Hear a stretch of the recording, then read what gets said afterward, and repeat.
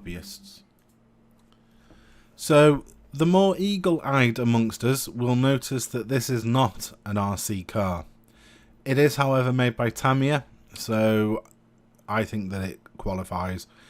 At the moment, it's very difficult to get new RC stuff from the modelling shops, mainly because of where we are in 2020 currently, and with what's going on in the world.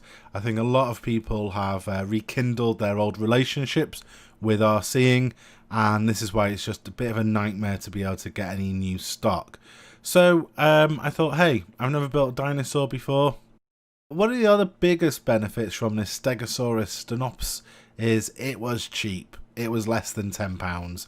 So yeah, let's give this a go and see what's in the box. Okay, so we're going to open up the box now. As I said, I've already started building it, so it's a nice little kit. As you can see, it's not too big. You know, my massive paws, cover the size of the box. What we'll do is we'll open it up and we will take a look inside.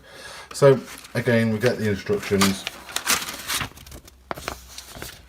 quite detailed because they're from Tamiya. I don't know what it is though. These are the Japanese instructions, and I'm really liking them. I don't know if I want to put it in a frame or something. It's kind of like, be careful citizens, Godzilla's stomping the hell out of our town. Please be on the lookout of these other prehistoric beasties. So I don't know what we're doing about that. But anyway, it's also English instructions. I'm not sure if you were to buy it in the likes of Germany, if it would come with German instructions, perhaps, I'm not too sure. But the reality is it's all this kind of numerical stuff. So, quite frankly, it's not too difficult to put together. Here's an example of it in its frames.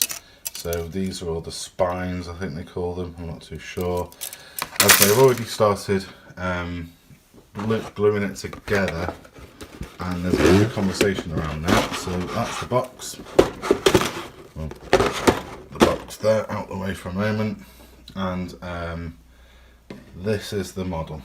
Okay, so as you can see, we've glued the legs on him, or her, not too sure, but we glued the legs on her.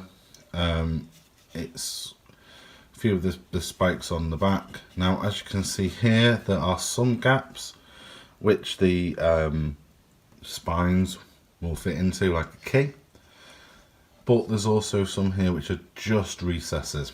Now, my problem that I run into here, because everyone has problems, is I was using this Gorilla Glue clear. Now, when I bought this glue, the story behind it is that all the shops were shutting and I needed to go and get some super glue. I was rushed, I wasn't really thinking what I was doing. I thought, Gorilla Glue, I'm hearing a lot about that, let me give it a go. I bought it primarily for gluing tyres onto an RC car, and it was a bit of a messy job, but it did the job really well. So when it came to building this, I thought, well, let's use this glue. Now, the problem is it takes ages to dry, and when I say ages to dry, this I think I put together over a week ago. It's robust, nothing seems to be falling off at the moment, but these are at a little bit of a jaunty angle.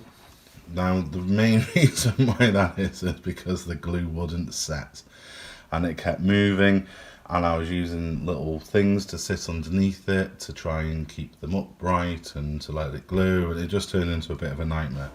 So much so I decided, right, something's got to be done. Now, I wanted to be fair to Gorilla Glue, so I thought I'd try an experiment. So I've bought this, which is Super Glue Micro Precise Maximum Control. Says it sets in 10 seconds. I don't know if you can see that there. It's got a little nozzle on it. It says it's impact tough, and it bonds metal, ceramic, paper, plastic, stone and more. I did actually once glue stone, so I can understand why it would have on that and there. Wood, leather, rubber and porcelain.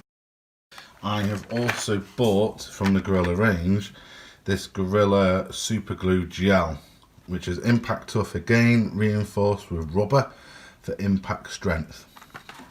Now,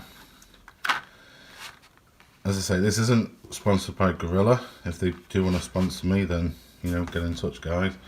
But yeah, so I thought I'd give these two other products a go. And what we're going to do is we're going to just glue all the ridges, spikes, or whatever they're called across his back, or her back. And then, yeah, see how that goes. Now, my intention with this is that what we're going to do with it is, let's just move some of this glue out of the way.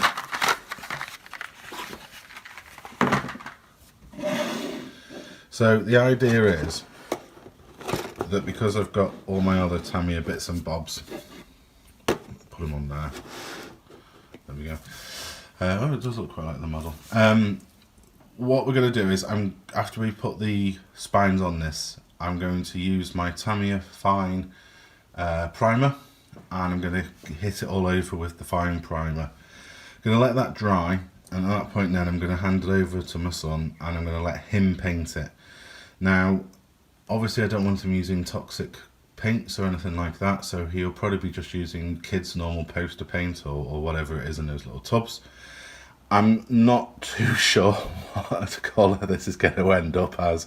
He's mentioned yellow, he's mentioned, to be honest, he's mentioned every colour there is. So the idea was to basically let him go nuts on painting it, and when we get to the eyes, what I might do is I might do the eyes and maybe just a little bit of detailing on the mouth.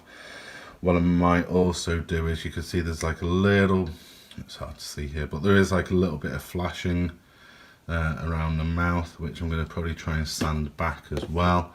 The hope is that by hitting it with the grey, that will just close up any of these tiny like little ridges as well. You know, with maybe I should have got modelling putty, but I don't know. Once it's been hit with the grey and it's been painted with poster paints and we've done a little detailing on it, what I'm going to do then is, I've got some Tamiya clear coat. It's a yeah, I think it's a satin, but anyway, I'm going to hit it with that, and then hopefully that will keep on the paints, because obviously they're not the proper Tamiya stuff that sticks to anything. And yeah, see how it goes, whether it's going to be an ornament or whether it's going to be thrown across the living room floor. At the moment I'm not too sure, but yeah, it's a fun project, and no doubt I'll keep you up to date. Please don't forget to like and subscribe, because it will really help this channel out, and hopefully it will help you find us for future dinosaur and RC adventures.